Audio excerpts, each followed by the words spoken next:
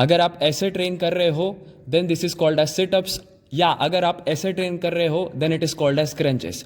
दोनों में डिफरेंस ये है कि सिटअप्स में आप एब्डोमिनल मसल्स के साथ साथ आपके हिप फ्लेक्सस मसल्स भी ट्रेन करते हो, और क्रंचेस में आप सिर्फ एब्डोमेन्स पे फोकस करते हो।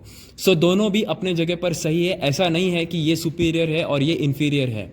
अगर आपको हिप फ्लेक्सस मसल्स भी ट्रेन करने हैं देन गो फॉर सिटअप्स। अगर आपको सिर्फ आपके एब्स पर फोकस करना है तो you can opt for crunches.